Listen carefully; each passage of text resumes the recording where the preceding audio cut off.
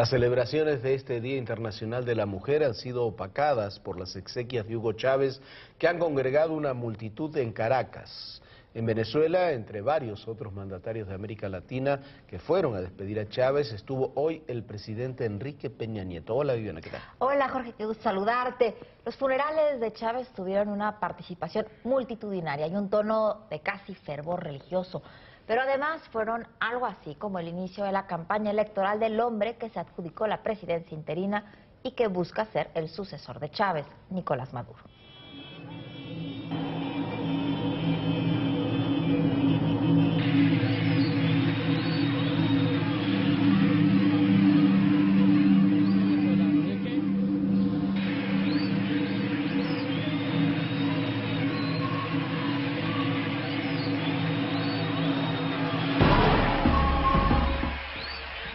Una mancha roja compuesta por miles de venezolanos ha seguido el último adiós del que fuera su líder.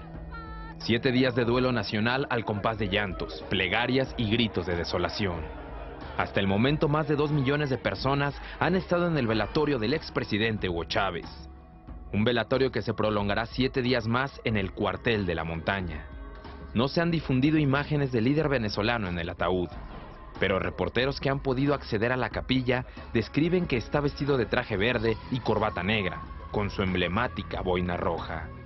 El funeral de Estado por el mandatario tuvo lugar en la Academia Militar de Caracas antes de las 12 del día, hora venezolana, las 11 de la mañana en México. La música estuvo a cargo de la Orquesta Filarmónica Simón Bolívar. 4 guardias de honor, una encabezada por niños y jóvenes de la llamada Revolución Bolivariana, las demás por jefes de Estado y de gobierno de 32 países. La tercera guardia estuvo presidida por el presidente Enrique Peña Nieto junto con los mandatarios de Jamaica, Panamá, Perú, Uruguay y el príncipe de Asturias. Y en la cuarta estuvieron Alexander Lukashenko, presidente de Bielorrusia, y Mahmoud Ahmadinejad, mandatario de Irán, quien con el puño en alto regresaba a su lugar. Entre los que custodiaron por unos minutos el ataúd de Hugo Chávez estaban algunos de sus grandes aliados políticos: Raúl Castro, Evo Morales, Ignacio Lula da Silva, Rafael Correa y el propio Ahmadinejad, quien incluso había declarado en su país un día de luto nacional y llegó a decir que el líder venezolano resucitaría como Jesucristo. Una delegación de casi un centenar de legisladores y representantes de movimientos sociales bolivarianos también se trasladaron hoy a Caracas para acompañar su despedida oficial. Incluso una delegación de legisladores demócratas de Estados Unidos estuvieron presentes y fueron mencionados por Nicolás Maduro durante la ceremonia. Maduro hizo entrega a los familiares de una réplica de la espada de Simón Bolívar y previamente recordó algo que el expresidente Chávez dejó en su testamento. El primero de ellos, mantener y consolidar la independencia, construir nuestro socialismo. El tercero de ellos, construir a Venezuela como un país potencia. Y cuarto objetivo, construir un mundo de equilibrio. Quinto objetivo histórico, contribuir con la preservación de la vida en el planeta y la salvación de la especie humana. Pero los primeros en llegar a Venezuela fueron Cristina Fernández de Kirchner, de Argentina, quien se marchó antes de los funerales de hoy por problemas de salud.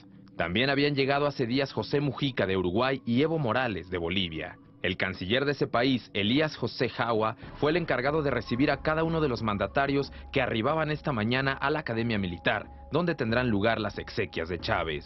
El presidente Peña Nieto, quien llegó desde anoche, declaraba hoy su solidaridad con el pueblo venezolano tras la ceremonia oficial. Estuvimos prácticamente todos los jefes de Estado que estuvieron presentes en un encuentro y donde animó justamente pues este espíritu que hoy nos convoca para trabajar por la unidad de la región, para encontrar una mayor fortaleza a la región y más que de tratarse de encuentros bilaterales, pues fue un encuentro casual, pero donde hubo diálogo y se refrendó este interés para que sigamos trabajando de manera muy unida, en gran armonía, de propósitos y que todo ello sirva a fortalecer la unidad de América Latina y de los países del Caribe, que buena parte de ellos, a través de sus jefes de Estado, primeros ministros, estuvieron aquí también presentes.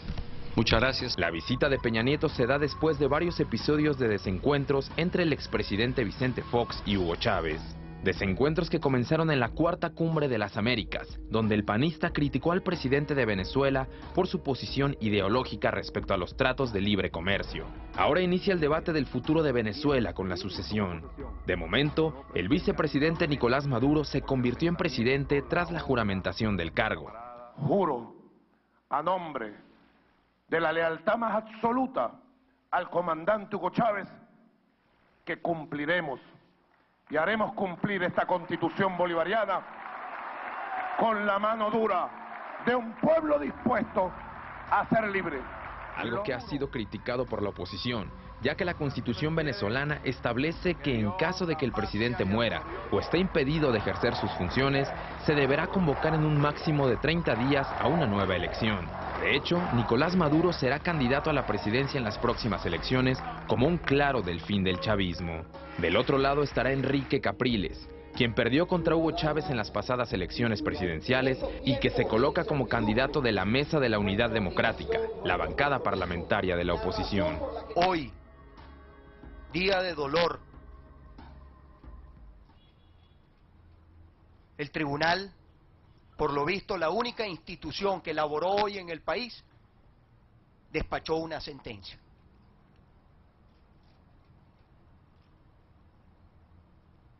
Y ustedes dirían, bueno, es que la justicia no tiene día de fiesta. No, es que esto es una sentencia de contenido político,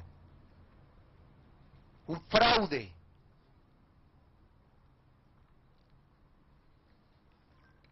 La sentencia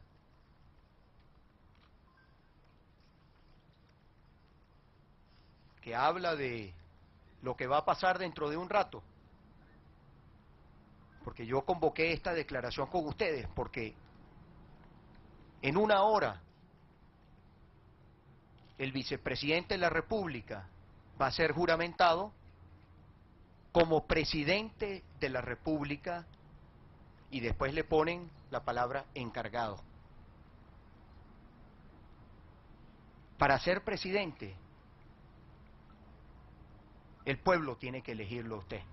Oposición que había guardado silencio desde la muerte del mandatario hasta que hoy, mientras se daba el funeral de Estado, sus diputados anunciaron que no asistirían a la sesión extraordinaria de la Asamblea Nacional, donde Nicolás Maduro juramentaría como presidente. Todo ello por considerar que se trata de una violación a la Constitución. Entre algunas de las decisiones polémicas que ha tomado Maduro está el que Hugo Chávez sea embalsamado, como lo hicieran con Ho Chi Minh, Lenin y Mao. De esa forma su cuerpo será expuesto ante todos en el Museo de la Revolución para la Eternidad. Entre medidas de este tipo, hoy Venezuela despidió al hombre que gobernó por 14 años a aquel país. Una nación cuyo futuro está ya a debate. Y una de las decisiones que tendrán que tomar los sucesores de Chávez, ninguno con el peso y la popularidad del fallecido presidente, es qué harán con varios amigos innombrables en la política internacional del exmandatario, sobre todo con Irán y con un programa, el programa nuclear conjunto que planeaban desarrollar, que es una de las medidas más controvertidas que tomó Hugo Chávez en los 14, casi 15 años de su mandato. Israel lanzaba la acusación. Hugo Chávez estaría financiando los planes nucleares y militares de Irán. Hace casi un año, en junio de 2012, el ministro de Asuntos Exteriores israelí, Avigdor Lieberman, denunciaba las actividades del gobierno venezolano. Dichas aseveraciones se unieron a otros reportes de que Irán había estado realizando ensayos con al menos un avión de combate estadounidense F-16, cedido por el gobierno de Hugo Chávez. El fin, calibrar sus radares y analizar su capacidad frente a un posible ataque a sus instalaciones nucleares de parte de Estados Unidos o Israel. En ese mes el presidente iraní Mahmoud Ahmadinejad estuvo de visita en Venezuela en al menos 2 ocasiones. Ya se había dado el debate de los acuerdos nucleares entre ambos países. Durante su visita a Venezuela, Ahmadinejad revisó con Chávez varios convenios que mantienen. El expresidente venezolano destacó que como producto de dichos acuerdos, en Venezuela se han construido 34.000 viviendas. Dijo además que sin la ayuda de Irán no se hubieran instalado en su país 26 plantas agroalimentarias y avanzado en la instalación de fábricas de tractores, vehículos, procesadoras de leche y plantas procesadoras de maíz. La relación ha sido alimentada con visitas mutuas, condecoraciones y proyectos de inversión por más de 3.000 millones de dólares que incluyen la instalación de una planta de cemento, una fábrica de municiones y una armadora de autos iraníes en Venezuela, además de proyectos comerciales favorables para Teherán. Aunque parezca un país lejano, Irán tiene influencia importante sobre América Latina y existen naciones que pretenden ir contracorriente a la comunidad internacional a la hora de perfilar sanciones contra la República Islámica. No solo se trata de Venezuela y sus países satélites, Bolivia y Nicaragua. Argentina parece también ir dando muestras de una cercanía con Irán que incomoda a más de uno.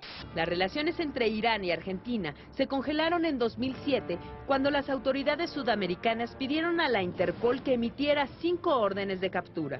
Las acusaciones giraban en torno al ataque de la Mutual Judía de Buenos Aires, atentado terrorista que en 1994 causó 85 muertes. Entre los acusados, Argentina había pedido la extradición del expresidente iraní Ali Rafsanjani. La masacre de Buenos Aires fue adjudicada 2 años más tarde por un grupo llamado Organización Islámica para el Yihad y por Hezbollah. La Organización Islámica para la Yihad es un grupo que se vinculó al gobierno iraní, por lo que el gobierno de Néstor Kirchner ordenó retomar la investigación. De esa investigación salió la orden de captura para el expresidente iraní. Desde entonces, Buenos Aires y Teherán prácticamente no tuvieron contactos diplomáticos. Sin embargo, algo cambió. Irán representa para Argentina un importante socio comercial. El año pasado sus exportaciones crecieron el 70%, representando para Argentina 1.500 millones de dólares. Irán es el mayor comprador de maíz argentino, uno de los cultivos clave para su economía. En septiembre pasado, la presidenta Cristina Fernández dijo en la Asamblea de la ONU que estaba lista para reiniciar el diálogo con Irán. Otro hecho llamó la atención en el mundo de la diplomacia, cuando el presidente de Irán critica a Israel, Estados Unidos y Europa en la Asamblea de la ONU. Los diplomáticos de Occidente suelen levantarse de sus lugares como muestra de inconformidad. Sin embargo, en esta ocasión el embajador argentino permaneció sentado escuchando las críticas del presidente Mahmoud Ahmadinejad. Esto fue visto por la comunidad internacional como un respaldo de Argentina al régimen de Irán. Irán necesita ahora más que nunca aliados por todo el mundo y ha encontrado en Sudamérica y en el petróleo venezolano la mejor manera de conseguir ese respaldo. Sucede que Argentina tiene además un asiento en la Junta Directiva de la Agencia de Supervisión Atómica de la ONU, el organismo internacional encargado de dar puntual seguimiento al programa nuclear de Irán. Y es donde Israel y Estados Unidos muestran cierto nerviosismo e incluso cierta inconformidad. No pueden por un lado estar solicitando sanciones contra Irán, mientras en Sudamérica hay una extensa actividad económica y comercial. Para un sector se trata de una realidad económica donde los países no alineados se están convirtiendo en agentes del juego económico y del juego político internacional. Sin embargo, para otros se trata de acercamientos peligrosos que van más allá del simple intercambio de maíz y petróleo. El temor existente es que Irán esté aprovechando todos estos apoyos para impulsar su programa nuclear, un programa que podría literalmente poner al mundo al borde del abismo. Y la participación del presidente Peña Nieto en los funerales de Chávez obligaron a postergar la ceremonia oficial del Día Internacional de la Mujer, misma que se realizará mañana sábado. Un Día Internacional de la Mujer en los que hay que recordar quiénes son las mujeres más poderosas hoy y en todo el país. Son abuelas, tías, madres, esposas, pero también son mexicanas y poderosas. Mujeres que toman decisiones importantes para el país. Empresarias, académicas, artistas y políticas. 3 de ellas son las consentidas del gobierno federal. 3 rostros del gabinete que acompañan a la nueva administración de Enrique Peña Nieto. En primer lugar, en una de las secretarías más importantes está Rosario Robles Berlanga. No solo fue la primera mujer en llevar las riendas de la Ciudad de México, también es la primera encargada de llevar la cartera social de todo el país.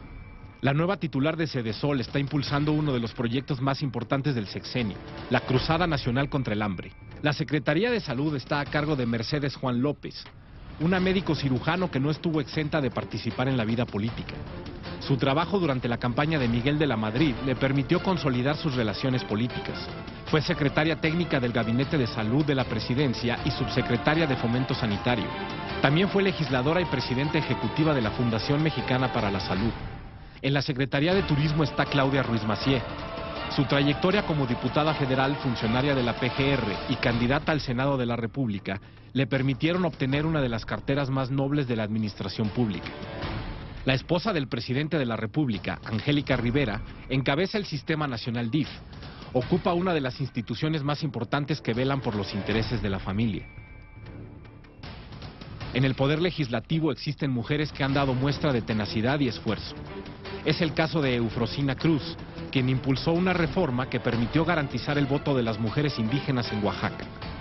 En cambio, actualmente no hay ninguna mujer que lleve las riendas en los gobiernos estatales. Desde 1995, en la Suprema Corte de Justicia de la Nación también hay espacio para las mujeres. Una de ellas es Olga Sánchez Cordero, abogada de la UNAM, quien también fue la primera mujer notario del país. Es la 9ª fémina que ocupa un lugar en la Corte y es considerada como uno de los ministros más liberales. La otra ministra es Margarita Beatriz Luna Ramos, de tinte más conservador. Ha mantenido posturas polémicas como en el caso de la interrupción legal del embarazo, donde primero votó en un sentido respecto a la reglamentación del Distrito Federal y en otro en el caso de Baja California. En los campos de la ciencia existen mujeres como Susana López Charreton, investigadora de la UNAM que ha sido multipremiada por su labor en microbiología y estudios para contrarrestar el efecto dañino de los rotavirus.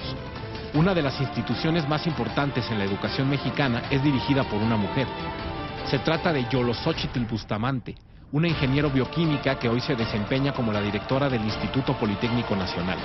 En el ámbito deportivo, las mujeres mexicanas también han demostrado un poderío sin precedentes.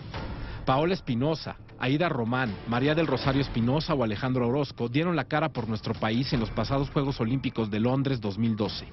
Nuestro ámbito cultural debe a las mujeres de México parte de su prestigio. Dramaturgas como Sabina Berman o músicos como Alondra de la Parra son dignas representantes. Mujeres con pasión por lo que hacen, son deportistas, políticas, emprendedoras, artistas. Mujeres fuertes que se distinguen por su tesón y entrega. Son ellas las que ocupan hoy la lista de los tacones más poderosos de México. Día Internacional de la Mujer o no, donde no participan en absoluto las mujeres, es en la elección del sucesor de Benedicto XVI. Por cierto, allá en Roma ya está todo listo para el inicio del cónclave cardenalicio. El mundo católico está cada vez más cerca de conocer al sumo pontífice. El proceso electoral más antiguo está tomando forma y pronto se conocerá el sucesor de Benedicto XVI después de días de debates. Luego de la séptima congregación general, llamada también cabildeo, el portavoz del Vaticano, Federico Lombardi, confirmó que será el próximo martes 12 de marzo, cuando comience el cónclave para elegir al nuevo Papa. Ese día habrá una misa solemne en la Basílica de San Pedro, denominada Proeligiendo Papa, que dará paso al procedimiento electoral. Por la tarde, los 115 cardenales con derecho a voto y menores de 80 años se reunirán en la Capilla Paulina para dirigirse en procesión solemne a la Capilla Sixtina, donde se celebrará el cónclave propiamente dicho, y no saldrán de ahí hasta que la fumata blanca anuncie la llegada del nuevo Papa. Una vez más en la Capilla Sixtina, el cardenal decano, Angelo Sodano, leerá la fórmula de juramento. Acto seguido, cada cardenal elector pronunciará su nombre y, poniendo la mano sobre los evangélicos, dirán: prometo, me obligo y juro. Durante el cónclave se vota 2 veces por la mañana y 2 veces por la tarde hasta que el nuevo pontífice sea designado.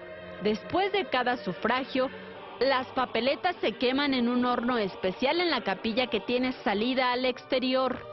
En ese momento, la gran campana de la Basílica de San Pedro empieza a repicar y se le comunica al mundo el Habemus Papam.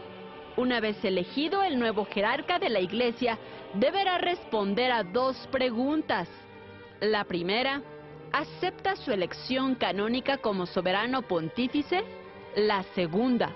¿Con qué nombre quiere ser llamado? Inmediatamente después pasará a una habitación anexa llamada Sala de las Lágrimas. Esto debido a que la mayoría de los pontífices que son nombrados lloran ahí al estar conscientes de la importancia de su cargo. Después, el nuevo papa se vestirá con una de las 3 sotanas blancas confeccionadas por el sastre oficial del Vaticano y así comenzará su nuevo mandato. Pese a que la Constitución Apostólica da un plazo de 15 a 20 días para iniciar el proceso de selección del sucesor de San Pedro, desde el siglo XIX, ningún cónclave ha durado más de 4 días. Los cardenales tardaron 2 para elegir a Juan Pablo II en 1978 y tan solo día y medio para nombrar a Benedicto XVI, quien renunció el 28 de febrero alegando falta de fuerzas. En esta ocasión, los purpurados iniciaron desde hace una semana sus reuniones a puerta cerrada en la sala de sínodo para definir el perfil del sucesor y la fecha del cónclave.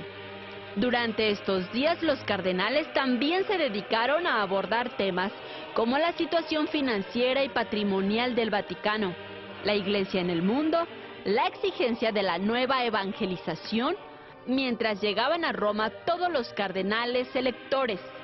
La decisión de la fecha fue tomada un día después de que se alcanzara el quórum completo de purpurados.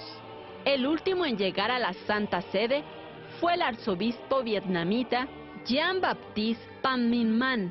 La fecha de inicio del cónclave se votó por mayoría simple al término de los cabildeos. Y este domingo Enrique Peña Nieto cumple 100 días al frente del gobierno federal. Protesto guardar y hacer guardar la Constitución y las leyes que de ella emanen. Un día después de que el mandatario Enrique Peña Nieto asumiera la presidencia de la República, vino la primera acción. Firmó junto con los líderes de los principales partidos el llamado Pacto por México, compromiso para realizar acciones y reformas estratégicas. El pacto tiene un total de 95 compromisos y se divide en varios ejes: sociedad de derechos y libertades, seguridad y justicia, transparencia, rendición de cuentas y combate a la corrupción, gobernabilidad democrática, crecimiento económico, empleo e impulso a la competitividad.